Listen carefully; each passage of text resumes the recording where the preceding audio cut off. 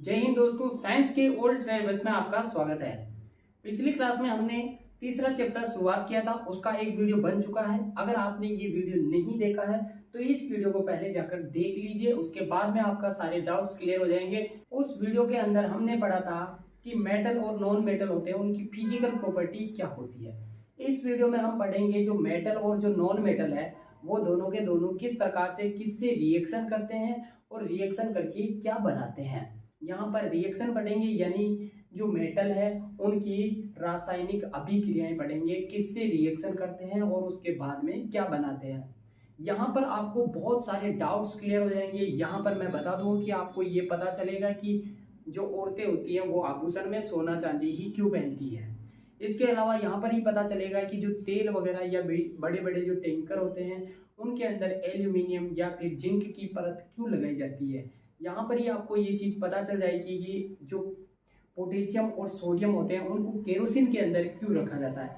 तो इन सभी सवालों का जवाब जानने के लिए हम वीडियो को शुरुआत करते हैं और वीडियो को अंत तक जरूर देखना और अच्छा लगे तो लाइक जरूर कर देना। बात करते हैं धातुओं की अभिक्रियाएं। तो धातु की सबसे पहले हम अभिक्रिया करवाते हैं ऑक्सीजन के साथ। किसके साथ? ऑक्सीजन के साथ। यानी वायु में उपस्थित ऑक्सीजन, आपको पता है कि 21% हमारे ऑक्सीजन पाई जाती है।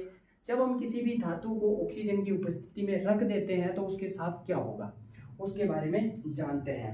चलो देखते हैं कि एक धातु लेते हैं अपन यहाँ पर एक धातु लेते हैं, जैसे कि मान लो कॉपर लेते हैं, कॉपर, और इसे क्या करते हैं ऑक्सीजन की उपस्थिति में रिएक्शन करवाते हैं। तो ये रिएक्शन करके बनाएगा कॉपर ऑक्साइड। क्या बनाएगा? Copper oxide.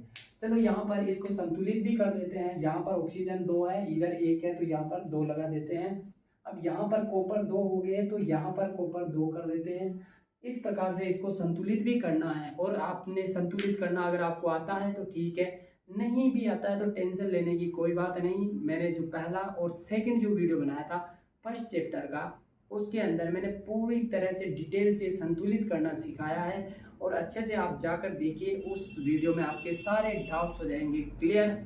और आगे समझते हैं धातु क्या बनाती है। धातु ऑक्साइड। अब धातु ऑक्साइड तो बनाती है, धातु ऑक्सीजन से रिएक्शन भी करती है, परंतु जो धातु होते हैं ना, बहुत सारे धातु है, जैसे कि सोडियम, पोटेशियम, कैल्शियम, ये सारे, जैसे कि सोडियम, कॉपर, एल्यूमिनियम, फेरस, ये सारे के सारे जो धातु है सब अलग अलग रिएक्शन करते हैं। अब ये रिएक्शन अलग अलग करते हैं तो इनकी जो रिएक्शन है, रिएक्टिविटी है, उन चीज को भी पढ़ते हैं।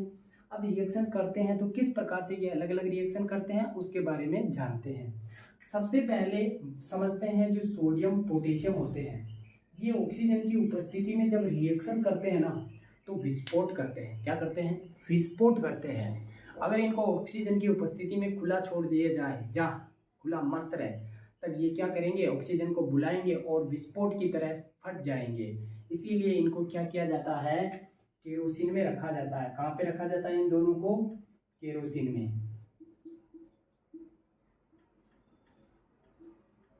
इन्हें रखा जाता है केरोसिन के अंदर, क्योंकि ये केरोसिन क्या होता है, ऑक्सीजन को इनके संपर्क में नहीं आने देता है। ऐसे ये बोतल है, यहाँ पर ऑक्सीजन, केरोसिन ऊपर तैरता रहेगा और ऑक्सीजन बाहर रहेगा, परंतु इसके अंदर पोटेशियम के संपर्क में नहीं आ पाएगा या फिर सोडियम के संपर्क में नहीं आ पाएगा। इसीलिए इसको क्या किस में रखते हैं? केरोसिन में रखते हैं। अब बात करते हैं Fe, आयरन। जो लोहा है ना, लोहा भी क्या करता है, ऑक्सीजन से संपर्क करता है और उसके पास में जाता है, परंतु वो क्या करता है, जैसे कि मान लो कि अगर लोहे को हमने यानी उसे रगड़ कर बिल्कुल उसको बारीक बारीक कर दिया ना, तो उसका बन जाएगा क्या? पाउडर। क्या बन जाएगा? पाउडर। अगर लोहे का जो पाउडर बन गया, अब उसे अगर आप आग की उपस्थिति में या ऑक्सीजन की उपस्थिति में आग के पास ले जाते हो तो वो क्या करेगा? जलने लग जाएगा। क्या करने लग जाएगा? जलने लग जाएगा, धू धू करके पूरा जलने लग जाएगा। परंतु क्या होगा, अगर मान लो किसी लोहे की जो रोड है, ऐसी बड़ी सी रोड है, अगर उसको आप ऑक्सीजन की उपस्थिति में ले जाओ, चाहे किसी की उपस्थिति में ले जाओ, वो ऑक्सीजन की उपस्थिति में भी वो जो आग है उससे नहीं जलेगा। तो कहने का मतलब ये है कि जो फेरस होता है, आयरन होता है, वो क्या होता है, उसका पाउडर फॉर्म तो जलने लगता है परंतु उसका ठोस रूप नहीं जलता है। मैग्नीशियम, एल्यूमिनियम और जिंक, ये ऐसे धातु है, ये क्या करते हैं, या यहाँ समझो, यहाँ पर ये क्या करते हैं, अपने ऊपर ऑक्साइड की एक छोटी सी परत परत बना लेते हैं। ऑक्सीजन आता है इनके पास और ऑक्सीजन से ये क्या करते हैं, क्रिया करते हैं। और हमें पता है कि क्रिया करके फिर क्या बनाते हैं, धातु ऑक्साइड। अब जब धातु ऑक्साइड इन्होंने बनाया तो वो जो धातु ऑक्साइड है उसकी एक ऊपर ऊपर एक ये परत बना लेते हैं, परत बना लेते हैं और अंदर बिल्कुल सेफ होकर बैठे रहते हैं। इसीलिए आपने देखा होगा जो पेट्रोल पंप होते हैं वहाँ पर जो तेल वगैरह भरा जाता है, उन बड़े बड़े जो टैंकर होते हैं उनके अंदर इनकी परत चढ़ाई जाती है, क्योंकि ये ऑक्सीजन के संपर्क में आकर वहाँ पर क्या करते हैं, उससे परत बना लेते हैं। तो वो अगर मान लो मिट्टी वगैरह भी डलती है तो वहाँ पर वो खराब नहीं होता है। इसके लिए इनकी परत भी बहुत ही चढ़ाई जाती है, जंग से बचाने के लिए भी इनकी परत चढ़ाई जाती है। बात करते हैं कॉपर की, तो कॉपर क्या करता है, ऑक्सीजन के संपर्क में आता है और कॉपर ऑक्साइड की परत बना लेता है। ये खुद भी कॉपर जो कि ये इस तरह से संपर्क में आता है ऑक्सीजन की और कॉपर ऑक्साइड की परत बना लेता है, जिससे ये भी सुरक्षित बचा रहता है, इसका भी कोई लॉस नहीं होता, परंतु ये अपने ऊपर क्या कर लेता है, परत बना लेता है। इसके बाद Au और Ag, ये क्या है, सोना है, ये क्या है, सोना, और ये क्या है, चांदी। ये सोना वो वाला नहीं है, ये पहनने का सोना है, ये सोना सोना बाबू वाला सोना नहीं है, ये पहनने का सोना है, तो इसे सोना बाबू ना समझे। ये जो सोना बाबू पहनती है वो वाला सोना है, ना कि ये क्या है, सोना है। ठीक है, तो बात करते हैं कि ये जो सोना और चांदी है ना, ये दोनों क्या होते हैं, ये बहुत ही कम, कम नहीं, बिल्कुल ही नहीं, रिएक्शन नहीं करते हैं किसके साथ, ऑक्सीजन के। इसीलिए क्या करती है, औरतें आभूषणों में सोना चांदी ही पहनती है। अब सारी औरतें सोना चांदी पहनेगी तो सोना चांदी है बहुत कम, फिर सोना चांदी हो जाएगा महंगा, और इसीलिए ये सोना चांदी बहुत महंगा मिलता है। भाई साहब ये रिएक्शन नहीं करता, इसीलिए ही तो जब किसी ने पहन रखा तो ऐसे ऑक्सीजन के संपर्क में तो एवरी टाइम रहना है और जल के संपर्क में भी रहेगा, तो ये रिएक्शन ही नहीं करते हैं, तो वहाँ पर इनका जो रंग है ना वो बिल्कुल ख़राब नहीं होता, अच्छे के अच्छे दिखते रहते हैं एवरी टाइम। नहीं तो पहनने में तो लोग आयरन को भी पहन लेंगे क्योंकि वो भी तो चमकदार होता है, एल्यूमिनियम मैग्नीशियम को भी पहन लेंगे, ये भी चमकते हैं, परंतु ये क्या करेंगे, ऑक्सीजन के संपर्क में आएंगे, ऑक्सीजन से रिएक्शन करेंगे और ये मटमैले हो जाएंगे, खराब हो जाएंगे। इसीलिए किसको पहनते हैं, सोना चांदी को पहनते हैं। ठीक है, इसको आप स्क्रीनशॉट ले लीजिए। इसके आगे बढ़ते हैं कि जो धातु होते हैं वो और किससे रिएक्शन करते हैं। चलो बात करते हैं अब जो धातु है उसकी जल के साथ रिएक्शन करवाते हैं। जैसा कि हमने देखा था कि जो धातु है वो ऑक्सीजन के साथ रिएक्शन करके धातु ऑक्साइड बना रहा था, यहाँ पर भी क्या होगा, जब धातु है ना वो जल के साथ रिएक्शन करके एक तो बनाएगा धातु ऑक्साइड, या फिर बनाएगा वो धातु हाइड्रो ऑक्साइड बनाएगा, यानी ये क्या बनाएगा, हाइड्रो ऑक्साइड, धातु के हाइड्रो ऑक्साइड बनाएगा, और ये फिर बाद में उसके साथ साथ हाइड्रोजन गैस रिलीज करेगा। ये चीज़ आपको ध्यान में रखनी है। अब हाइड्रो ऑक्साइड तो बनाएगा, परंतु ये जो हाइड्रो ऑक्साइड है ना ये अलग अलग रूप में बनाएगा। जैसे कोई धातु अगर ज़्यादा रिएक्टिव है तो वो जल्दी से बना लेगा, अगर किसी को जल के साथ मिलाया और अगर वो कम रिएक्टिव है तो वो तो रिएक्शन ही नहीं करेगा। तो इन सारी चीज़ों को रिएक्शन करवाने के लिए हम उन पॉइंटों को पढ़ते हैं कि कौन सी धातु जल्दी रिएक्शन करती है और कौन सी धातु कम रिएक्शन करती है। तो इन चीज़ के बारे में थोड़ा सा जान लेते हैं पॉइंट के माध्यम से। जैसा कि आपको यहाँ पर दिखाई दे रहा होगा कि सोडियम और पोटेशियम और कैल्शियम, ये जो है ना ये ठंडे जल में भी रिएक्शन कर जाते हैं। इनको आप ठंडे से जल में डाल दो, ये रिएक्शन करके उसके साथ धातु हाइड्रोक्साइड आयन बना लेंगे, यानी लवण बना लेंगे और ये हाइड्रोजन गैस रिलीज कर देंगे। परंतु जो आपको यहाँ पर दिखाई दे रहे हैं एल्यूमिनियम, फेरस और जिंक, ये सारे के सारे जो होते हैं ना ये ठंडे जल में रिएक्शन नहीं करेंगे, परंतु जो भाप निकलेगी ना उसकी, पानी की जो भाप होती है, वेपर होती है, उसके साथ आराम से रिएक्शन करके धातु हाइड्रोक्साइड का लवण बना सकते हैं और क्या निकालेंगे, हाइड्रोजन गैस रिलीज करेंगे। और इसके साथ साथ बात करते हैं मैग्नीशियम की, तो मैग्नीशियम जो है ना वो क्या करता है, रिएक्शन करता ही नहीं है। आप ठंडे जल में ला के डाल दो, बहुत दिनों तक रिएक्शन करेगा ही नहीं, बहुत टाइम तक नहीं करेगा। अब क्या करो, आप उस पानी को उबाल दो तो फिर वो उसको लगेगी आग, फिर क्या लगेगी, उसको आग लगेगी, और आग लगने के बाद तो आपको पता है अच्छे अच्छे रिएक्शन कर जाते हैं। तो ये मैग्नीशियम को भी क्या करना पड़ता है, पहले इसको आग लगानी पड़ती है, गर्म करना पड़ता है।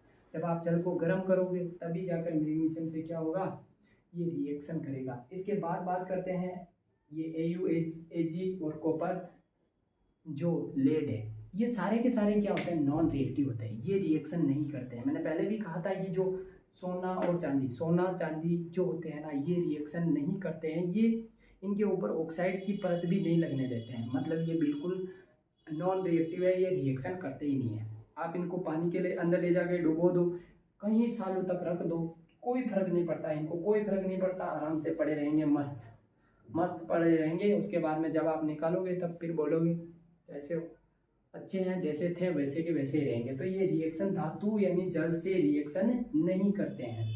तो यहाँ तक आपके सारे डाउट्स क्लियर होंगे कि धातु जल से रिएक्शन करके क्या बनाता है। आप इनका स्क्रीनशॉट ले लीजिए। अब पढ़ते हैं, थोड़ा सा और रह रहा है, उसके बारे में पढ़ लेते हैं। देखो अब पढ़ते हैं हम, धातु की रिएक्शन करवाते हैं अम्ल के साथ, यानी जो मेटल है उसकी रिएक्शन एसिड के साथ करवाते हैं। क्या होगा जब आप एसिड के साथ जब रिएक्शन करवाते हो धातु की, तो ये हमने पहले भी पढ़ा था कि जो एसिड और बेस का चैप्टर था उसके अंदर हमने ये पढ़ा था कि जो एसिड है वो मेटल के साथ रिएक्शन करके क्या बनाता है। वहां पर भी हमने देखा था जो मेटल के साथ रिएक्शन करके लवण बनाता है यानी साल्ट बनाता है, उसके साथ हाइड्रोजन गैस रिलीज करता है। तो इस चीज को देखते हैं एक एग्जाम्पल के माध्यम से। यहाँ पर Fe एक एग्जाम्पल है जिसे एसिड के साथ रिएक्शन करवाई यानी अम्ल के साथ इन्होंने रिएक्शन करवाई, तब हमें क्या प्राप्त हुआ, फेरस क्लोराइड यानी आयरन क्लोराइड का लवण प्राप्त हुआ। और इसके साथ साथ में हमें हाइड्रोजन गैस प्राप्त हुई। क्या प्राप्त हुई, हाइड्रोजन गैस प्राप्त हुई। यहाँ पर ये रिएक्शन हो रही है किसकी, धातु की अम्ल के साथ रिएक्शन करवाने पर एक तो लवण बनता है, उसके साथ हाइड्रोजन गैस रिलीज होती है। अब एक नीचे पॉइंट और लिया मैंने क्या किया, एक धातु ली और उसको जो धातु का लवण बना, तो जब धातु के लवण के साथ रिएक्शन करता है तब क्या होता है, लवण का विलयन बनता है। देखो कहने का मतलब ये है कि यहाँ पर जो धातु है ना, मान लो कोई ए धातु थी और यहाँ पर बी धातु का कोई लवण था, ठीक है, बी धातु का कोई लवण था, है ना। तो इन्होंने क्या किया कि ये जो लवण है ना, ये लवण किसके साथ मिल गया, ए के साथ। अब यहाँ पर जो विलयन प्राप्त हुआ हमें, ए का लवण प्राप्त हुआ। क्या प्राप्त हुआ, ए का लवण प्राप्त हुआ। और जो ये बी थी, इस बी को क्या कर दिया इन्होंने, रिप्लेसमेंट कर दिया। यहाँ पर एक आपको पिछले वीडियो में हमने पढ़ा था, फर्स्ट सेकंड वीडियो में फर्स्ट चैप्टर में पढ़ा था, विस्थापन अभिक्रिया या डिस्प्लेसमेंट रिएक्शन पड़ी थी, वो यहाँ पर हो रही है। जैसे कि यहाँ पर देखो ये जो आयरन है ये क्या करता है, इसको क्या करता है, डिस्प्लेस कर देता है, इसको साथ रिएक्शन करके ये सल्फेट को इसके साथ ले लेता है और फिर आयरन सल्फेट बनाता है और कॉपर को बेचारे को निकाल देता है। ये चीज़ें भी हमने जो फर्स्ट वीडियो था उसके अंदर देखी थी कि ये रिएक्शन क्यों होती है, ये रिएक्शन होने के बाद इन्हें बाहर क्यों निकालता है। तो ये रिएक्टिविटी के कारण निकालता है।